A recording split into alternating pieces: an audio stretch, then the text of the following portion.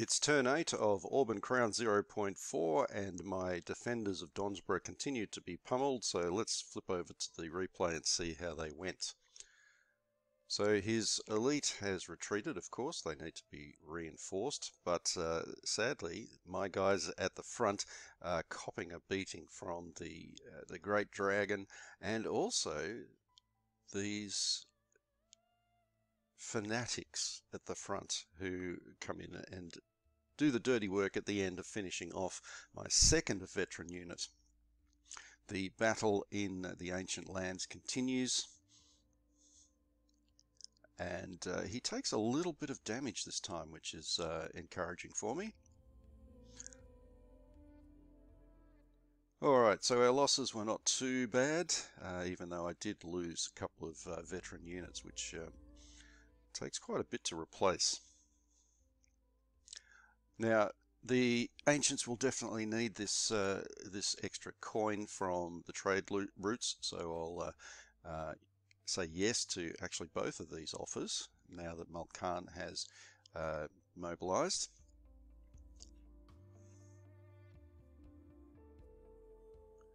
In the north, my fleet stays out there, and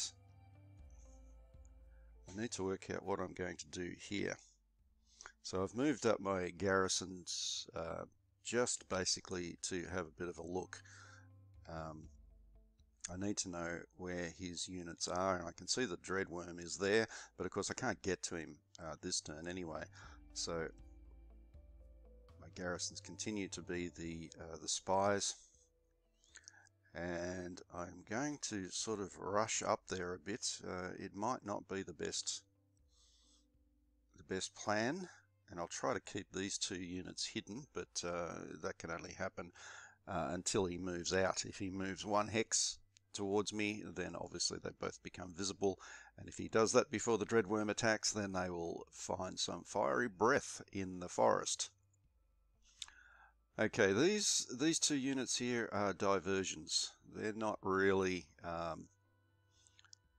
meant to do anything. Of course I want to reduce the production of Goodrich, but really I'm just tempting him to attack me with one of his air units, because if they're attacking those two there, they're not attacking my land units, so I don't think he'll fall for it. So I'll just continue to pummel Goodrich and at least reduce his production from that port.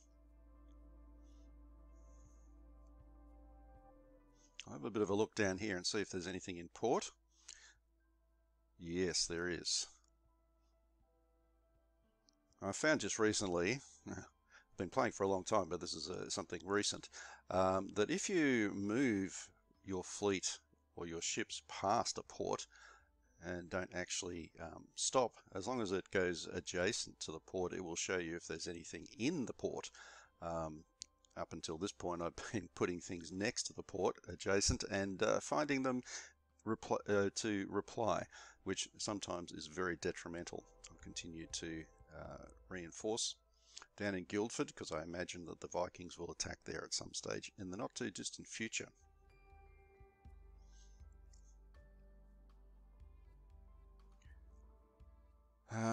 So I will definitely lose more units next turn. It's just a matter of how many, and it's going to get very interesting, because yeah, if I continue to attack there, it's going to cost me a lot. But if I don't continue to attack there, it's going to cost me a lot in retribution from the Dreadworm. So it really relies a lot on what King Amist is doing in Angford. I need to be able to put some pressure on his western flank, and hopefully that will relieve some of the pressure from the east. We'll see. Okay, so putting in a bit of diplomacy here, because I actually have some spare points, some spare gold pieces, which is unusual. And in this game, as I've said elsewhere, diplomacy is critical to success.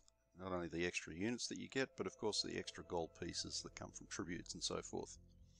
Alright, so Angford really needs to get its act together and start supporting Angford. Okay, so he's got a defenders of, yeah, pretty usual, the defenders of Beriand Vale, which is actually the Dreadworm's lair, but the main action is taking place towards Water's Bend at the moment. So the lair is left relatively undefended. So Beriand Vale and Moorbright are the capitals of the Dreadworm. So if I can get both of those, I'll take him out of the war. Okay, going to reinforce the fleets because I want to get them out doing a little bit of raiding soon. Just have a bit of a look around. Not much to see there. Down in the south, I've expressed why I'm concerned about this particular situation. It's just that the ancients are getting further and further behind with their research. The more they have to spend their time fending off this determined attack. So I'm just going to reinforce and hopefully be able to hold them back a bit. Yeah, I did a little bit of damage there, but not nearly enough.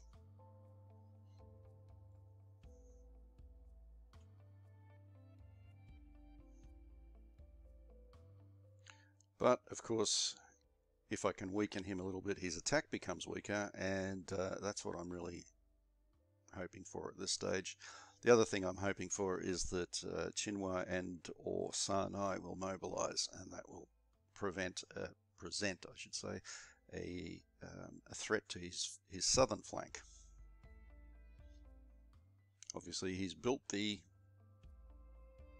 Air Force for the Gold Incarnate.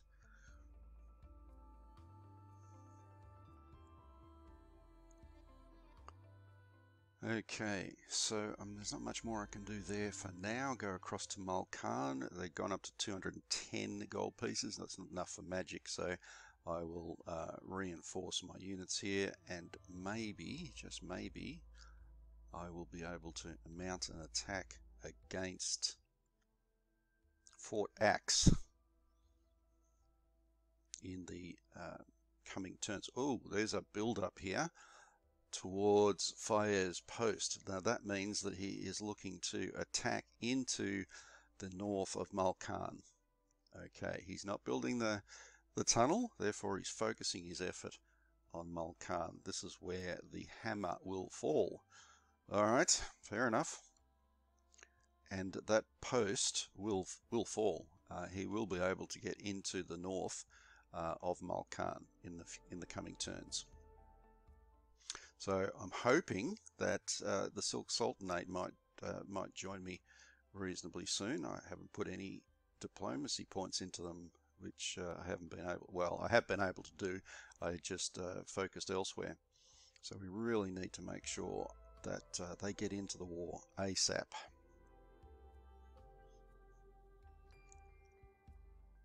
The Tribal League seems to be doing okay at the moment in terms of its gold pieces.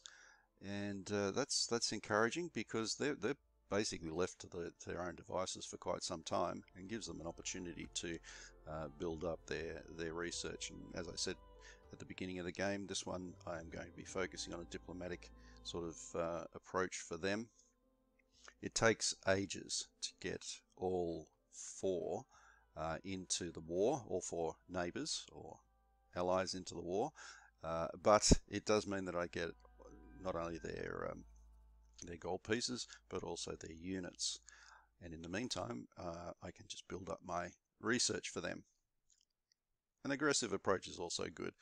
Alright, so that seems to be about it for this particular turn, and we will finish it here.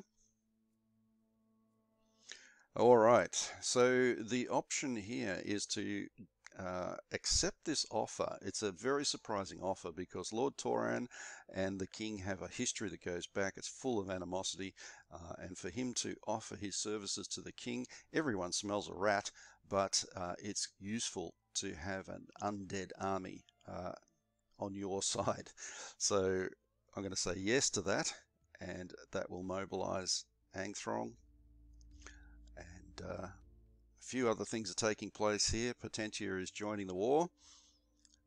Silk Sultanate has moved 20% straight away. That's great. Croana 14%. All right, so that's the end of the turn. Thanks for watching.